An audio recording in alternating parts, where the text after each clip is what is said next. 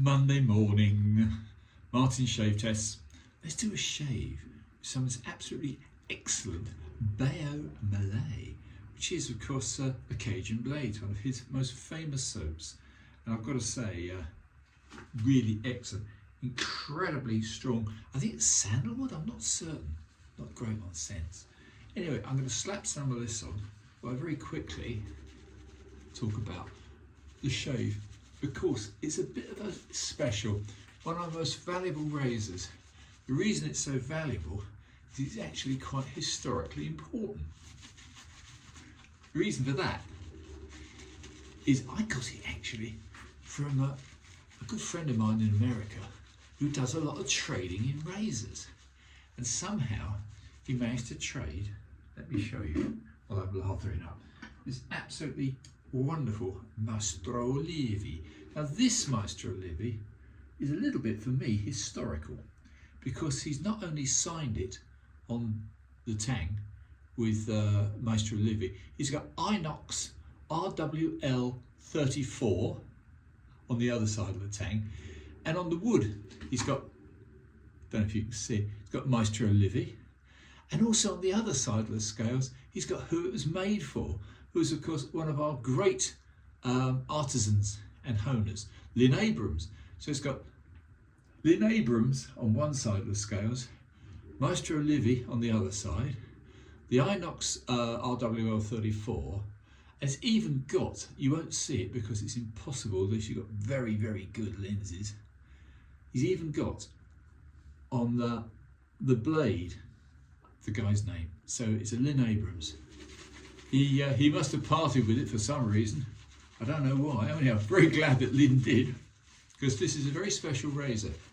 The reason it's special is I think this is probably made at the height of Maestro Livy's skills. It's extremely skinny wood, all made from a single piece, one piece of olive wood, which is a bit of a signature style for the Maestro Livys. It's a big blade, as you can see. It's a full 8/8. It hanging hair tests pretty well for a stainless steel blade.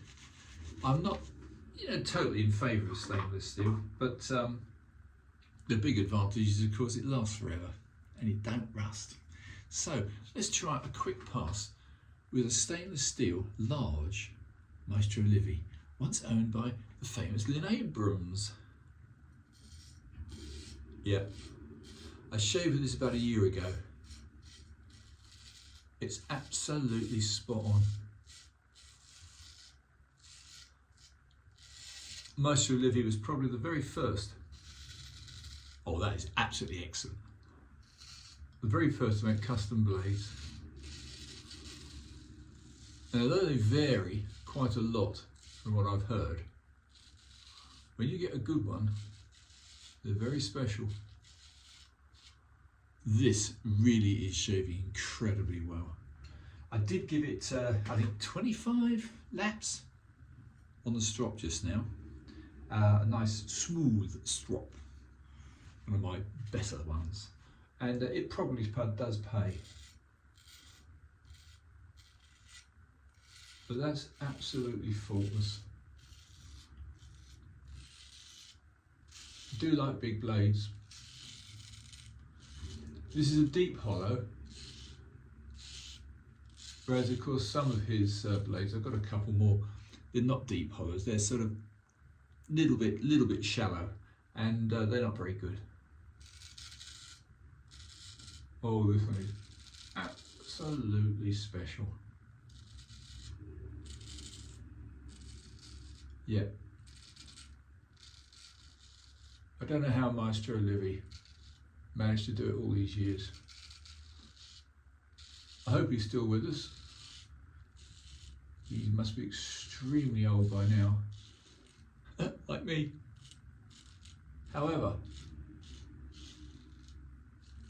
if you get your hands on a Maestro Livy of this vintage, which, as I say, I'm pretty certain is a few years old, he was making them far thinner grind. Now, I mean, that is a deep hollow, and this is a big one. So I'm eternally grateful to Jack for getting me this, and I hope he enjoys what I sent him, which was again very valuable razor. So you don't have to have an antique to have a valuable razor. It's also personal preference, of course.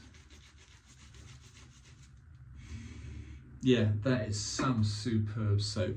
I don't know how he does it, but he's a very clever man is our Eric. A Cajun blade. Let's go against the grain.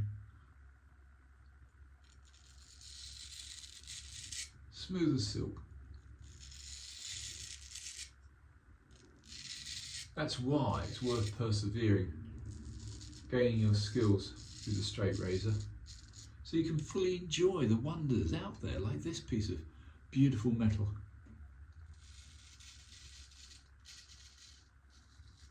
You can tell when it doesn't struggle, it's a really good edge. This is about 3 days of stubble. And this razor is singing. This is definitely a singing razor. Excellent piece of steel. Consummate craftsmanship. And one of the most understated and underrated designs in the world. The fact that it uses not just a very good stainless steel, the way that it's pinned together is unique to Maestro Livy, but this is one of the earlier ones. So this has actually been traditionally pinned and hammered over and polished. So in fact, his later ones have an adjustable screw, but this one don't. And it's just magnificent.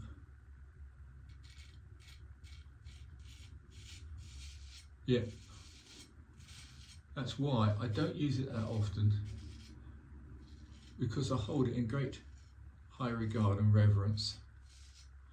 And I don't say that about many things in life. Yeah, this is a scythe when it comes to stubble, absolute scythe. I'm trying to find more to remove, but there isn't any. It's done that good a job. 2 passes for a perfect shave. I'm going to give it one more, just to bore you to tears. I'm not avidly fond of stainless steel. It's a tricky one to hone. There are techniques which I won't bore you with, but this one is in particular an absolutely magnificent piece of steel. A manly size. It's a true, in fact it's just over 8/8.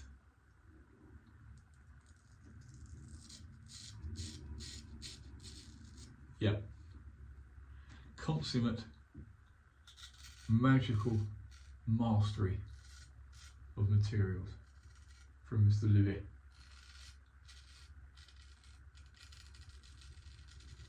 It's just gliding. Cutting and gliding at the same time.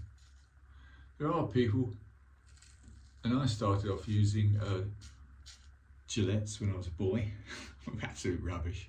I then went on to, all through the 80s, I was using disposables, jump in the shower, just slap on a multi-blade disposable, done.